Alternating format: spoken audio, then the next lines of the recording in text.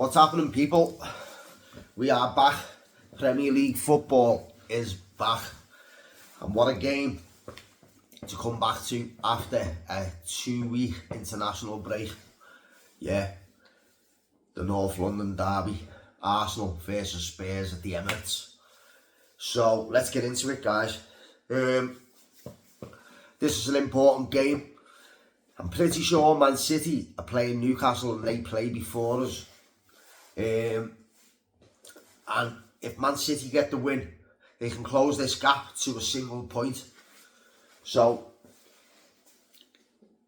if that was to happen, I mean, they're going to be right on our tails, especially if we go and drop points against this lot. So we need to get a win. We need to keep this 4-point gap. We can't let... We all know what Man City are like, as they call themselves, the Sharks, chasing the pack down. Yeah, so we can't allow them to get too close to us.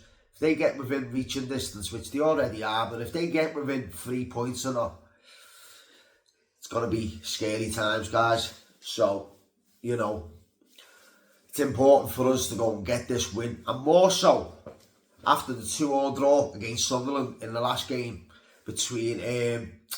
before the international fixtures.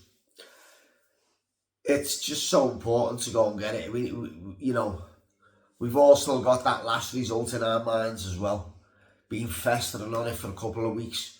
So it's important to get that out of our mind, get a win back under our belts and start kicking on again. Now, I think there's a couple of injuries from internationals. Calafiori, I'm not too sure. I'm pretty sure he may be out. Gabriel is out, ain't gonna be available for this game, and I'm pretty sure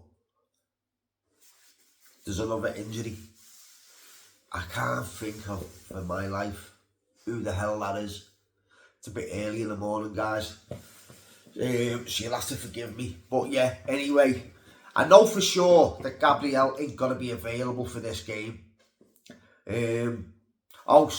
Timber was the other one, but I don't think Timber finished the game, so I think he's going to be okay. I think Calafiori might be okay. I think Gabriel's the one main concern, but you know, we've actually got a few players coming back. Madueke is back, I think. Odegaard's back, and I'm pretty sure Gyökeres may be available. Whether he's going to throw straight into this one or not is another matter. I tend to believe that he won't. He might just stick with Marino. It depends. It all depends whether he's trained or not. Which I'm not too sure if he has, in all honesty. So, I mean, let's talk about Tottenham. They've got a few injuries, but I think they've got 1 or 2 back.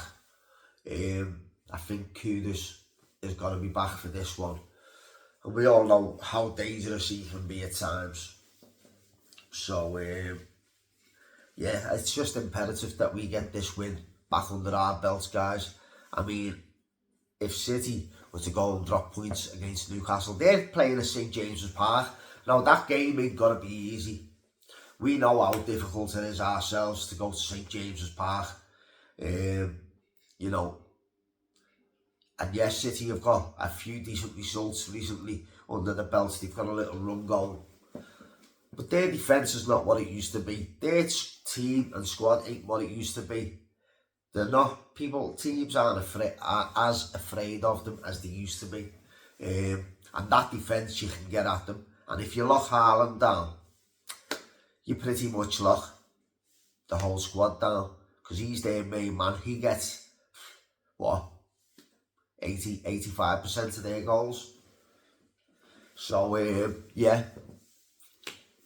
There's not much more to say on it, guys, other than, you know, we need this win more than anything.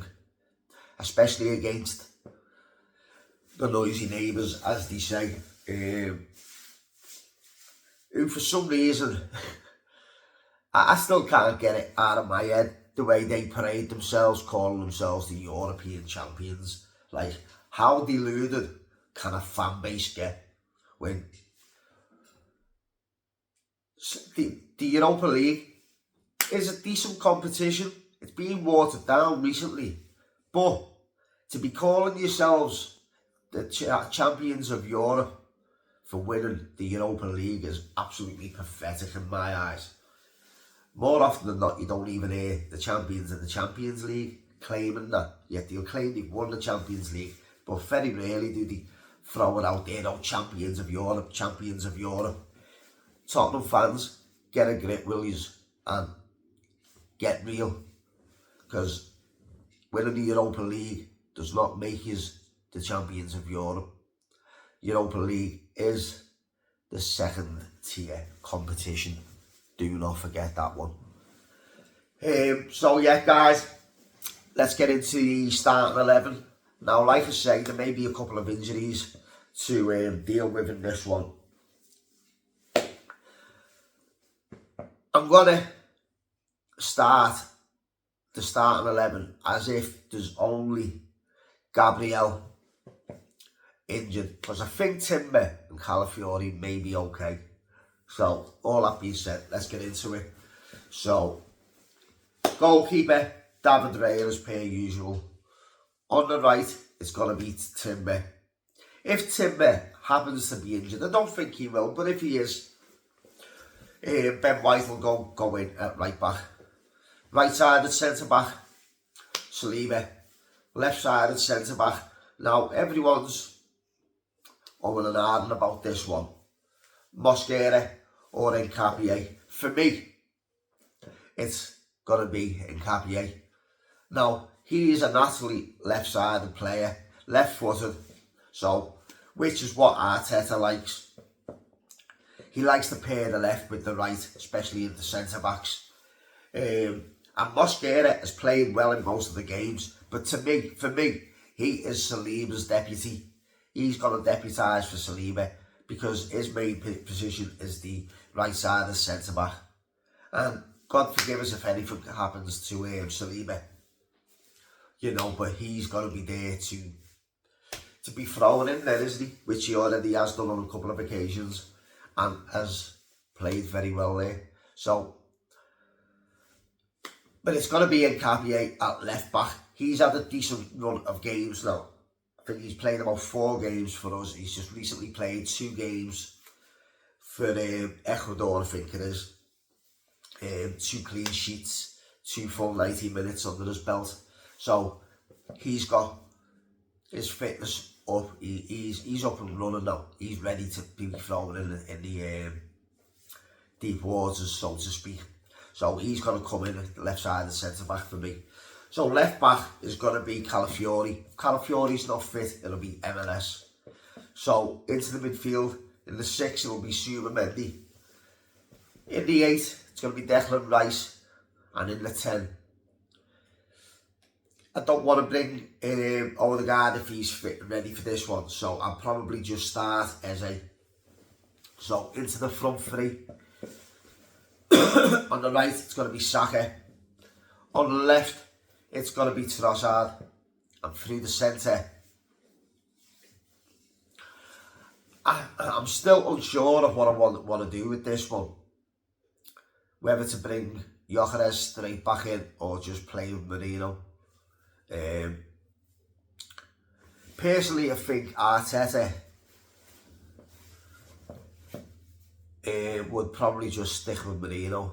Now, if he hasn't trained, I would have to stick with Merino myself. If he's had at least 1 or 2 training sessions, now we don't play till tomorrow, so we may be able to get a training session under his belt today. So if he's had a session or 2 training, he's got to come straight back in for me. But if not, it's got to be Merino again. So guys, that's the starting 11. It's Raya, Timber, Saliba, Nkapie, Calafiori, Mendy, Rice, Eze, Saka, Trossard, and Gyökeres if he's had a session or 2's training. If not, it'll be Marino. So guys, do us a favour, give us a big thumbs up, comment down below who you would start in your starting 11. And please subscribe, guys. It just helps the channel grow, helps it out with the algorithm. And that's exactly what I need. Just do all that good stuff, guys. Thank you. And I'll see you on the match review. See you later. Peace out.